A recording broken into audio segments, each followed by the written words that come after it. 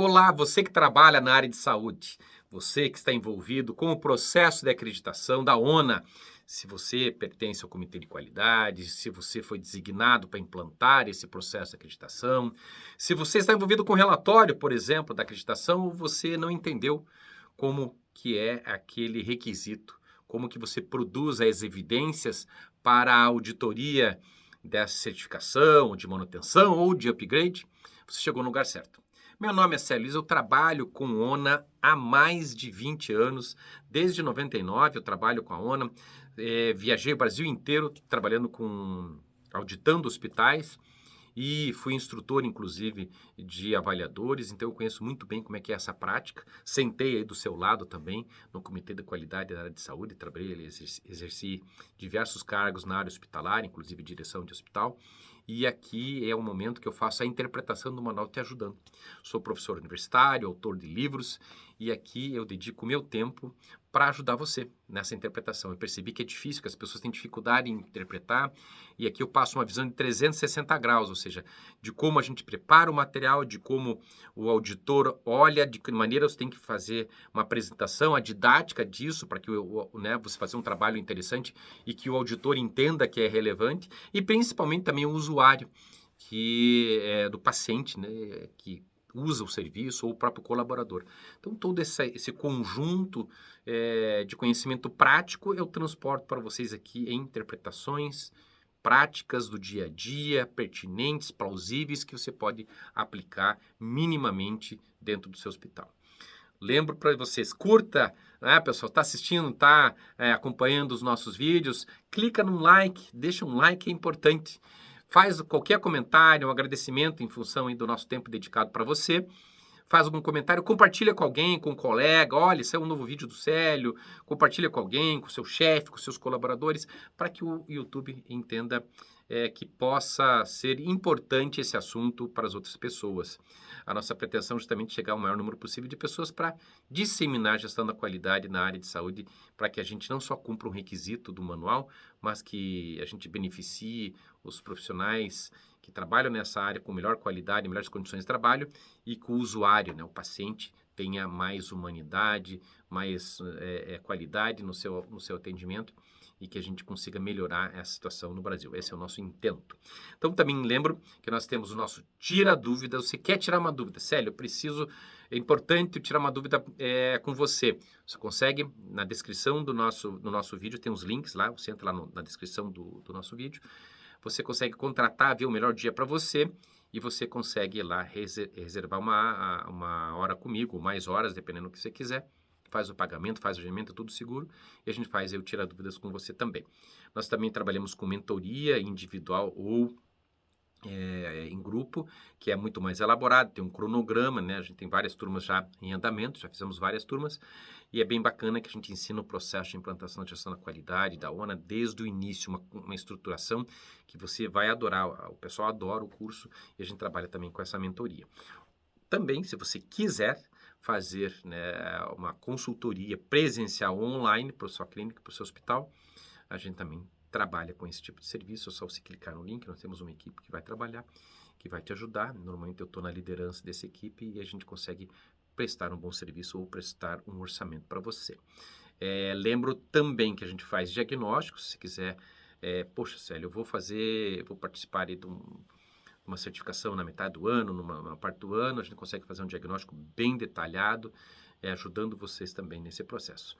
E, finalmente, eu lembro vocês que nós temos um e-book, pessoal. Então, se você clicar na descrição do nosso vídeo também, tem lá o site, né, Acreditação, né, sem o C cedilha e sem o tio, o Acreditacão, que você consegue adquirir um e-book da primeira sessão do manual, bem interessante, bem comentado. Se você conciliar lá com as nossas explicações, ele é um extrato dos nossos vídeos e é bem bacana. Então você consegue parcelar, é R$ 39,00, você consegue participar, né, no dia que eu estou fazendo esse vídeo é esse valor, e você consegue parcelar, imagine, R$ 13,00 por mês para você ter um manual bem detalhado sobre esse processo para te ajudar, beleza?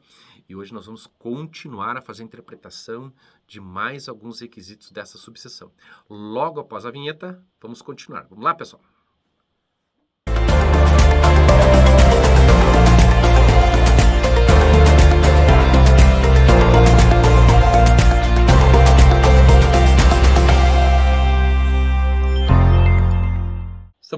apresentando então o Manual de Acreditação ONA, com foco na NA de serviços hospitalares, sempre lembrando que a gente tenta trazer exemplos de outras áreas que forem aplicáveis aqui também. Vamos lá?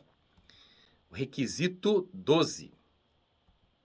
Estabelece práticas para movimentação segura do binômio mãe-filho ou mãe-filhos.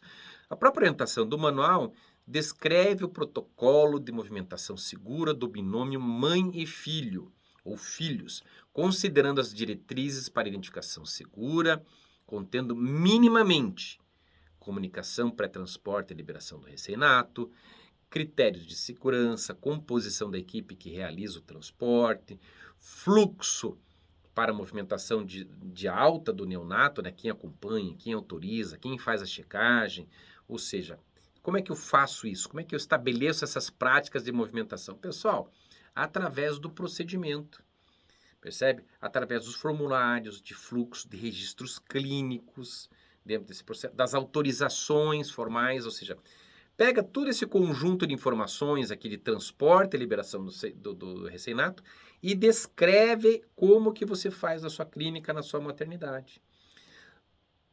Também esses procedimentos, toda a equipe envolvida nessa movimentação, você tem que apresentar um termo de ciência, que as pessoas têm ciência disso.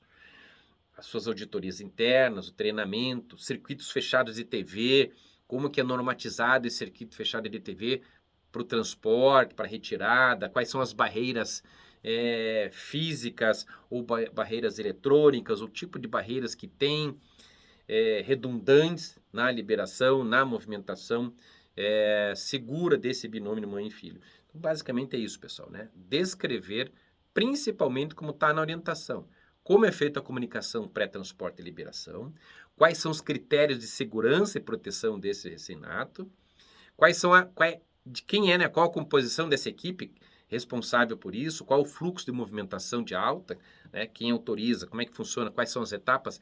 E aqui é importantíssimo esse fluxo, pessoal. Às vezes a descrição do procedimento é interessante, mas quanto mais detalhado tiver esse fluxo, melhor e mais seguro vai ser o seu processo. Vamos ao próximo requisito? Requisito 13. Estabelece sistemática, estimula o alojamento conjunto e envolvimento materno e do núcleo familiar nos cuidados com o recém-nato. Bem amplo, bem interessante esse requisito. E a própria orientação do manual fala o seguinte: define um sistema em que o recém-nato sadio, veja bem uma observação importante, né? O recém-nato sadio, após o nascimento, permaneça ao lado da sua mãe durante o tempo necessário, no mesmo ambiente, até que a alta hospitalar, ou seja, né, que o bebezinho fique junto com a mamãezinha dentro lá do hospital. Exige ainda, na orientação, a disponibilidade de infraestrutura para o alojamento conjunto. Não adianta dizer, eu proponho, mas eu não tenho local, não posso propiciar isso. Eu tenho lá uma enfermaria que cabe 3 mães, mas não cabe 3 berços, percebe? Então tem que disponibilizar uma infraestrutura. Estimula a participação do pai e da família no cuidado da criança. Sério, como é que eu vou fazer isso, essa estimulação da participação do pai e da família? Você vai descrever isso, como que você vai fazer estímulo.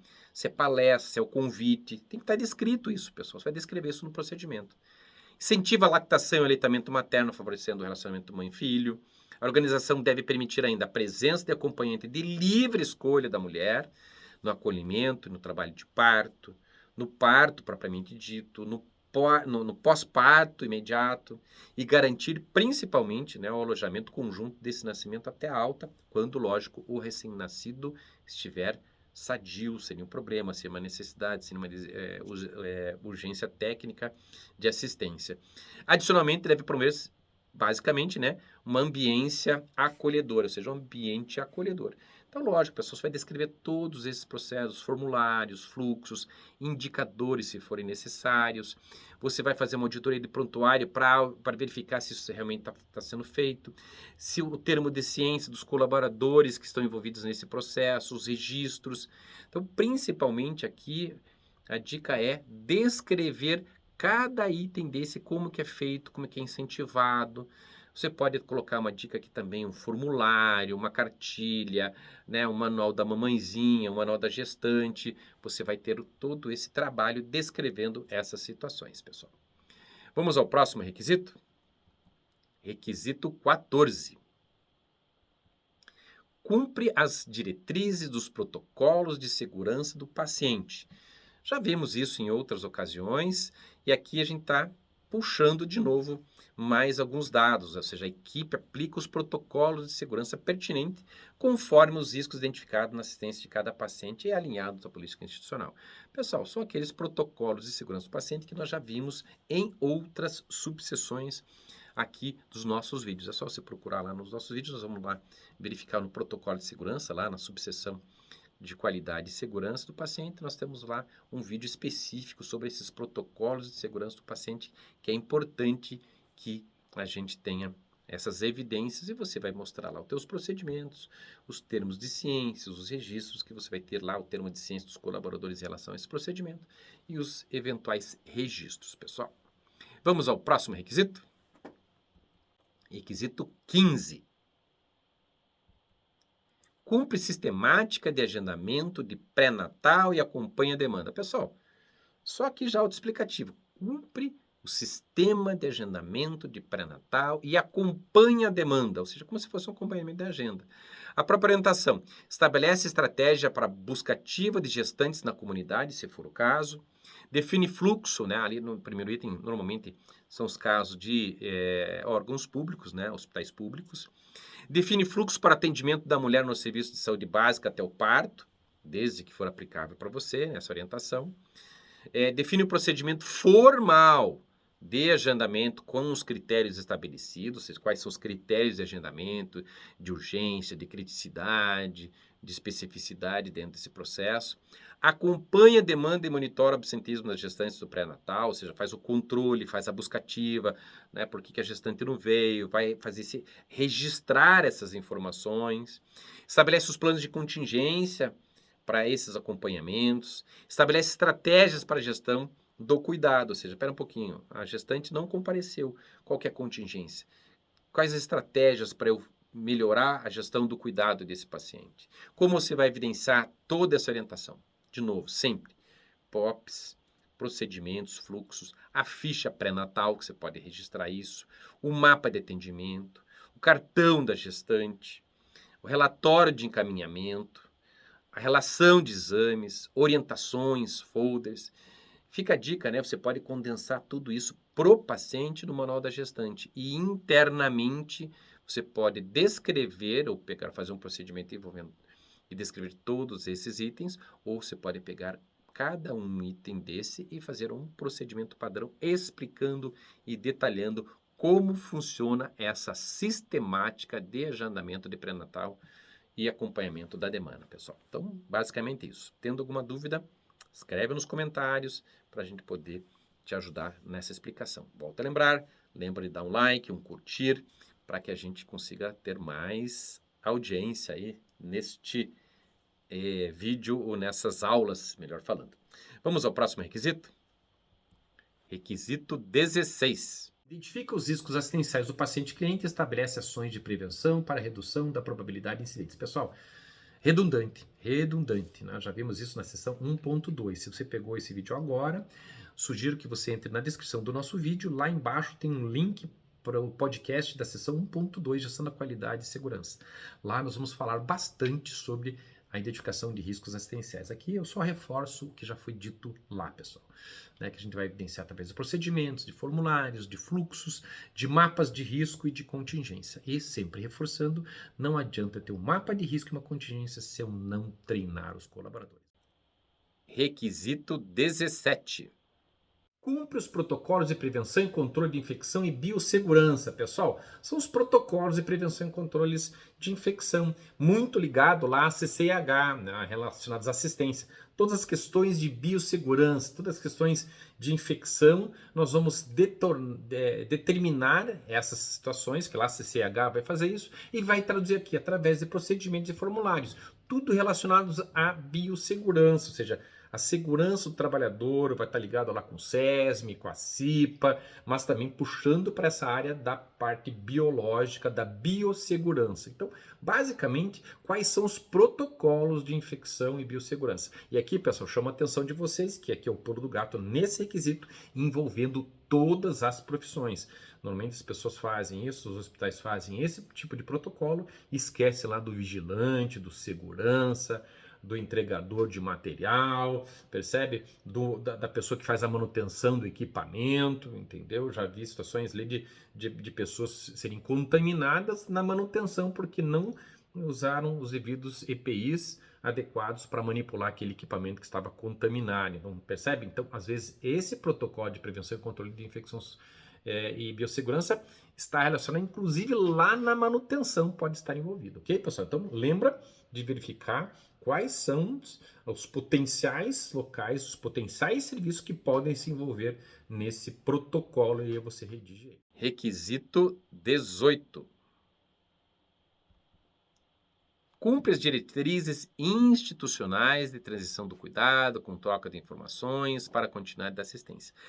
Nós já verificamos isso em outras subseções, está bem explicado lá, mas eu fiz questão aqui de repetir, gravar um vídeo de novo sobre isso. Então, o que é as diretrizes de transição de cuidado, pessoal? Define diretrizes para a transição de cuidado de saúde, em que se verifique as transferências do quê? De responsabilidade de cuidado e de informações entre prestadores. Tem como missão a continuidade da segurança dele. Ou seja, quando eu estou transferindo esse paciente, eu tenho que transferir também as informações e os devidos cuidados deste paciente. Como que eu faço isso? Como que é formalizado isso? Descreva no procedimento.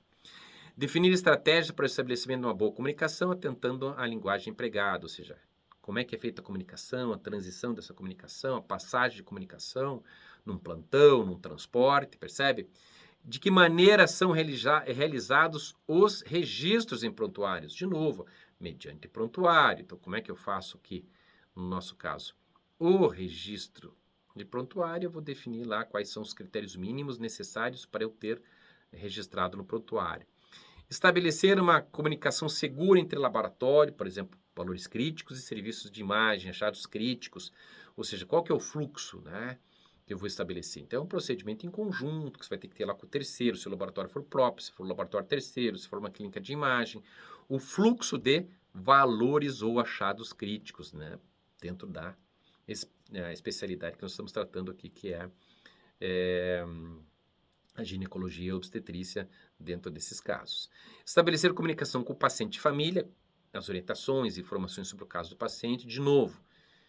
De que maneira que vai fazer isso? Faz um procedimento estabelecendo o rito e os critérios mínimos para a comunicação com o paciente e a família, as orientações, os formulários, os folders que você utiliza para esse tipo de informação.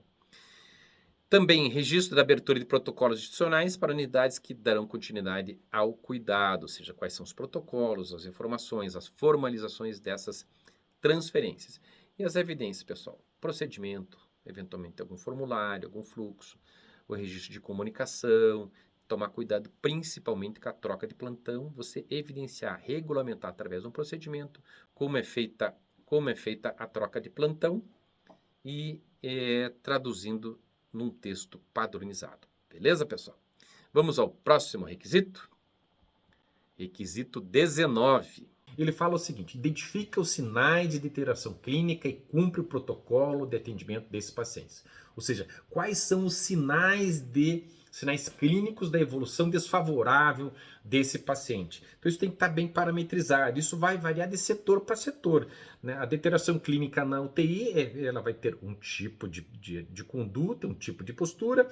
A deterioração clínica no centro cirúrgico vai ter outra, na unidade de internação vai ter outra. Então percebe, os sinais de deterioração clínica vão depender muito do perfil desse paciente, do perfil assistencial, do perfil epidemiológico e do paciente em si e da área que ele está dentro desse hospital. Então, quais são as regras? De que maneira eu vou monitorar isso?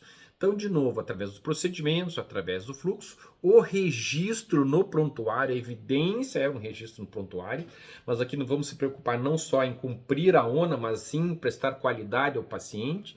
Então, como é que eu faço isso? Qual que é a minha sugestão, minha dica? Né? Estabelecer os fluxos para esses pacientes, os diferentes fluxos, como eu acabei de mencionar, e uma dica legal, pessoal, fazer máscaras para o sistema. Então, normalmente, se o teu sistema não for amigável no sentido de ser personalizar esses itens, você pode criar máscaras. Então, você cria lá no Word uma máscara e quando você vai lá no prontuário, você copia e cola. Então você pode fazer uma máscara com esses graus de deterioração e você copia e cola lá no prontuário, na descrição, na evolução, na anotação de enfermagem, no próprio registro do médico, da evolução. Então você pode criar máscaras e padronizar essas máscaras. Fica muito mais fácil de se fazer isso, por quê? Porque não, o protocolo, se a pessoa lê o protocolo, mas não faz na prática, não registra na prática, você não tem primeiro a evidência, que é para a ONA, mas também você não tem a segurança da qualidade da prestação do serviço para o paciente cliente, ok? Então, máscaras bem interessantes, essas máscaras. O que são máscaras, pessoal? Você faz as perguntas-chave que você deve fazer para o paciente, copia e cola e responde sim ou não, marca um checklist, um checkpoint ali, nesse sentido. Então fica fácil, espera um pouquinho. Como é que eu estou medindo a deterioração clínica? Você faz perguntas básicas, copia e cola, todo mundo vai seguir o mesmo padrão, independente do profissional que estiver fazendo ali. Requisito 20. Estabelece, acompanha, avalia, adequa, se necessário, plano terapêutico individualizado, considerando diagnósticos, procedimentos e morbidades. Lógico, pessoal, né? Ele fala que a equipe assistencial estabelece todas as etapas do plano terapêutico, melhor falando. Como é que isso vai evidenciar? Através dos procedimentos, formulários, o plano terapêutico versus o protocolo, pessoal. Eu não preciso inventar moda. O plano terapêutico individualizado está onde? No protocolo. Percebe? Então, o plano é a materialização do protocolo clínico. Não tem segredo. Então, eu vou pegar lá, como é que eu vou auditar isso? Se eu tivesse que auditar lá esse requisito do padrão, eu pegaria o protocolo e avaliaria lá um prontuário. Pegaria um prontuário e verificaria assim, espera um pouquinho, lá no protocolo estabeleceu tal conduta. Então, eu consigo verificar se o plano terapêutico está sendo evidenciado. Ou seja, é a manifestação, é como se o protocolo clínico fosse a teoria e o plano terapêutico a prática no dia a dia, a evidência lá no registro, no prontuário, na dispensação farmacêutica, ou seja, o registro, o plano terapêutico é o registro, é a evidência dentro de cada paciente. Por isso que cada paciente, o plano terapêutico, ele pode ser adequado, avaliado. Então eu vou me adequando, por quê? Porque eu tenho que seguir um protocolo. Percebe? Eu tenho um protocolo clínico a ser seguido. Então, esse plano terapêutico ele vai mudando, porque lá no protocolo clínico eu tenho que prever as situações de melhora do paciente ou piora do paciente. Percebe? Quando a gente fala lá dos riscos, da gravidade do paciente. Percebe? Então, por isso que eu falo para vocês, quando eu falei aqui ainda, né, que implantar protocolos clínicos leva 1 ou 2 anos se o teu hospital não tem. Por quê? Porque nós temos que verificar várias nuances. Não faça um protocolo clínico para enxaqueca e pronto. E tá aí, tá pronto. Em 2 páginas eu faço o protocolo, referencio com medicina baseada em evidência e acabou. Não, não é bem assim. Há algo mais complexo por trás do protocolo, se você quiser fazer a gestão da qualidade como deve ser feita. Se você realmente quer implantar a ONA do jeito que é para ser feito. Se a sua instituição, se alguém, de repente, quer implantar lá a ONA só para cumprir tabela, pessoal, aí quanto mais simples, melhor, lógico, né? E para o avaliador, isso também pode não influenciar tanto. Mas é importante que aqui nos nossos vídeos a gente sempre vai puxar vocês para o Gold Standard, para o padrão ouro, né? Então a dica, né, pessoal, que esses prontuários têm esse plano de condutas definidas, essas metas definidas, essas avaliações, a previsão de alta, percebe? Eu não posso ter um paciente atendendo um paciente, todo mundo atendendo esse paciente, aí o paciente pergunta, quando é que eu vou ter alta? Ah, o senhor tem que falar com o doutor. O doutor sabe, o doutor tem uma previsão, mas a equipe, o plano terapêutico não é do doutor, não é do médico. Embora ele lidere todo esse processo. O plano terapêutico é da equipe multidisciplinar, a equipe assistencial. Olha que a equipe é assistencial. Então, eu tenho que definir, na hora que eu interno um paciente, eu tenho que estabelecer metas. Quando que eu vou te dar alta? Qual que é a expectativa de dar alta? Então, a gente tem que parar. Muitos profissionais têm, mas eu não vou explicar para o paciente, porque depois leva mais tempo, ele vai me cobrar. Pessoal, faz parte do processo. Quanto mais transparente, melhor. É assim que se preza, é assim que se necessita, é assim que se exige-se, né? Assim, melhor falando, é assim que a gente deve exigir de um bom profissional da área de saúde, ou seja, ter a qualidade que o paciente merece. Requisito 21. Estabelece plano interdisciplinar da assistência com base no plano terapêutico definido, considerando o grau de complexidade e dependência. Pessoal, aqui nós estamos falando do plano interdisciplinar da assistência, algo um pouco mais complexo, um pouco mais elaborado. E, basicamente, o que é a orientação do manual? A equipe essencial estabelece todas as etapas do plano de cuidado, né? O plano interdisciplinar de assistência. Como é que nós vamos evidenciar isso para o avaliador? Através dos procedimentos que regulamentam isso, que normatizam isso, se eventualmente você tiver algum formulário, algum fluxo que determina esse plano, mas basicamente é o plano interdisciplinar da assistência. Como é que funciona esse plano interdisciplinar da assistência? Eu nunca ouvi falar, basicamente, como é que você poderia traduzir? Então, basicamente, pessoal, você pode traduzir isso num procedimento regulamentando as seguintes fases. Por exemplo, que deve ser feito por uma equipe multidisciplinar, ou seja, com a participação de, por exemplo, médicos, enfermeiros, psicólogos, fisioterapeutas, nutricionistas, assistentes sociais, farmacêuticos, ou seja, você pode envolver várias pessoas nessa equipe multidisciplinar. Ela deve sempre primar pelo quê? Pela avaliação integral desse paciente, ou seja, o plano ele começa com uma avaliação muito abrangente desse paciente, porque às vezes ele vai ter necessidade de aspectos sociais, aspectos psicológicos, nutricionais, ou seja, uma avaliação multidisciplinar desse processo. Ela precisa estar toda dentro de um documento? Não, ela precisa estar organizada. Por quê? Porque nós temos objetivos comuns. Então, dentro ali desse plano interdisciplinar de assistência, nós vamos ter objetivos comuns que precisam estar correlacionados na equipe, ou seja, todo esse cabedal de informações tem que estar bem coordenado, ou seja, o plano de cuidado ele tem que estar coordenado, ou seja, esse plano ele detalha as responsabilidades e intervenções de cada membro da equipe, ou seja, o que o médico vai fazer dentro do cuidado desse paciente, o que o enfermeiro vai fazer, eventualmente o papel do psicólogo, do fisioterapeuta, eventualmente se eu tiver a participação de um nutricionista clínico, se eu tiver a farmácia clínica, se eu tiver assistência social numa necessidade, ou seja, é um plano coordenado. Então eu vou redigir um documento que vai estabelecendo como é que vai funcionar essas situações. Além disso, pessoal, o que é importante? A comunicação e a coordenação desse plano multidisciplinar.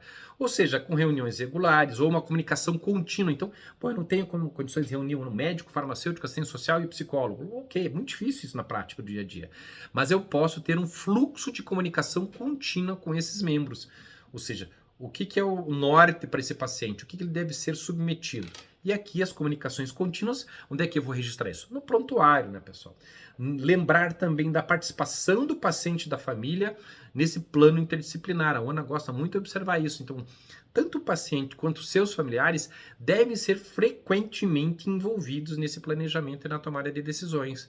Porque ele faz parte, né? O paciente ele é parte integrante, a parte importante ou a mais importante desse processo, quando nós estamos falando do plano interdisciplinar de assistência. E, finalmente, nesse plano é o monitoramento e avaliação, ou seja, de que maneira nós vamos avaliar a eficácia desse tratamento e, eventualmente, fazer algum ajuste necessário com base, né, na resposta e na evolução do paciente e suas condições. Então, o que é o plano interdisciplinar? Então, se você pegar cada título desse aqui, pessoal, que eu coloquei, ó, vocês podem pegar cada título desse e ir descrevendo os documentos e como isso funciona, como isso vai se materializar aonde, né? Como é que essas situações aqui vão se materializar? Vão se materializar lá no prontuário. Você pode criar uma máscara, você pode criar um roteiro, um fluxograma das atividades, onde tudo isso é determinado nesse plano interdisciplinar de assistência. Então, você pode criar um plano geral e aí você vai seccionando ele de acordo com a necessidade do paciente. Requisito 22. Cumpre plano individual de parto. Pessoal, muito simples. A equipe multidisciplinar deve garantir a participação da gestante no seu plano de parto, né, acordando a melhor prática para a saúde do binômio mãe e filho. Ou seja, você vai ter que regulamentar, procedimentar como que a equipe multidisciplinar, todos os envolvidos, do médico ao pessoal da área administrativa, como que vai cumprir esse plano individual de parto. os formulários, os fluxos, a evidência, o próprio plano de parto, como é que você faz isso. Uma dica fica interessante, o manual da gestante, que as pessoas tenham conhecimento, a equipe tem que conhecer. Então, se eu fosse fazer uma auditoria, fica a dica, né? Eu vou dar uma olhada no procedimento e vou verificar assim, como que a equipe técnica tem conhecimento do plano de parto. Como que a equipe como é que você evidenciaria isso? Que a equipe tem conhecimento do plano de parto. Então, você tem que ter condições para que a equipe tenha uma cópia, um xerox, um arquivo. Todos que estão lidando com essa gestante têm que saber qual é o plano de parto que ela propôs e que deve ser acordado com vistas à melhor prática para a saúde do binômio mãe e filho, pessoal. Beleza? Vamos ao próximo requisito? Requisito 23. Fornece orientação a respeito do aleitamento materno. O aleitamento materno, pessoal, de novo, né? Você vai capacitar a equipe para realizar as orientações definidas, realizar orientações verbais através de cartilhas e folds, melhor, né? Além o manual da ONA realiza orientações verbais, cartilhas e folders, mas eu sempre digo assim, realiza verbal, mas também usa cartilha e folder. Atentar para observações e orientações específicas, né, os casos específicos, e registrar em prontuário as orientações realizadas. Para isso, você vai colocar lá nos procedimentos, nos formulários, no fluxo, ou numa cartilha de orientação, que pode estar inclusive no manual da gestante. Você pode incluir todas essas informações para que a gente tenha melhores dados para esse processo. Beleza, pessoal? Requisito 24. Estabelece critérios para prática segura de transporte intra e interhospitalar dos pacientes. Também nós já falamos isso na gestão do acesso, entendeu? Nós vamos falar disso, dessas diretrizes, de novo, pessoal. Como é que você faz todo o procedimento? Você volta lá na gestão do acesso, rever alguns critérios. Então aqui de novo, através dos procedimentos, então tomar cuidado também, eu chamo a atenção aqui nas evidências, a disponibilidade de equipamentos, de viaturas, de insumos, ou seja, da ambulância, dos insumos para essa ambulância que vai fazer o transporte, dos equipamentos que vai fazer esse transporte, isso quando eu estou falando, né, interhospital. E intra-hospital, ou seja, o fluxo, a rota, por onde vai passar, quem vai levar, quem vai entregar, como que isso funciona, esse tipo de situação, para de repente, né, o pessoal, quem que busca, quem que leva, e tomar cuidado com os recibos e com os fluxos, né? Os recibos, quando a gente for fazer uma transferência interhospitais, é importante o recibo de entrega desse paciente nas condições que ele estava naquele momento sendo recebido. Requisito 25. Cumpre as diretrizes de transição de cuidado, bem como nas transferências internas e externas. Nós já falamos isso agora há pouco no requisito. Vou até deixar sinalizado para vocês. Demonstra que as transferências de informações do estado de saúde do paciente para os profissionais ouvidos na assistência e durante o transporte do paciente para os outros setores. É repetitivo, nós já vimos isso no outro requisito ali atrás, para que você revise. Então, o que vale para lá para transição de informações, também vale aqui. Foi redundante, eu acredito que foi uma falha, eles acabaram falando da mesma coisa e fracionaram esse requisito. Então, você vai evidenciar através de procedimentos, através de formulários e através de fluxos. Requisito 26. Registre e compartilha com os pacientes e clientes e ou acompanhantes as decisões relacionadas ao tratamento. Lembra, pessoal, que eu já comentei isso com vocês em outras subseções. Então é interessante, aqui muda um pouquinho o texto, mas basicamente é a mesma coisa que a gente está verificando nas subseções. Ou seja, a equipe assistencial registra e compartilha as decisões importantes relacionadas ao cuidado. Lógico, aqui nós temos um detalhe importante, aqui é um atendimento emergencial. Então nem sempre, numa situação de muita emergência, de muita urgência, você não vai dar tempo de fazer aquilo. Você vai ter que ir lá tratar desse paciente, principalmente se for um pronto-socorro, nós vamos ter um outro tipo de conduta nesse aspecto. Mas basicamente a ONA quer isso, que você compartilhe essas decisões numa situação de fluxo normal, numa situação normal, ou seja, você poder evidenciar isso e compartilhar com o paciente, lógico, aquelas decisões relacionadas ao seu tratamento. Como é que isso vai evidenciar isso? Através de procedimentos, eventualmente algum formulário, os fluxos desse tipo de situação, E a dica prática é registrar isso em prontuário. Conversei com fulano, conversei com Beltrano, coloca o nome, conversei com o senhor fulano de tal, pai da fulano de tal, mãe fulano de tal, filho, irmão, percebe? Escreve no prontuário esse tipo de situação. Eu sugiro sempre máscaras, né? Você faz uma máscara lá, um modelo de um formulário padrão no Word. Toda vez que você for usar essa máscara, se o teu sistema não permite a criação de máscara, você copia e cola do Word essa máscara lá na descrição, por exemplo, de um prontuário, e você tem um padrão de registro de informações que você obriga quem estiver utilizando o prontuário ou estiver registrando e compartilhando essas decisões de tratamento dentro lá do prontuário. Então a máscara fica bem interessante. Você vai adaptar essa máscara de acordo com a pertinência e o perfil da sua organização de saúde. Tudo vai ter isso, varia muito, pessoal. De um pronto-socorro para um hospital geral, de uma clínica de atendimento, de uma UPA. Então isso muda muito em relação ao tipo de serviço, ok? E é isso aí, pessoal. Chegamos ao final de mais um bloquinho de requisitos. Lembra de deixar o like, faz algum comentário, compartilhe o nosso vídeo e até a próxima interpretação. Até mais, pessoal!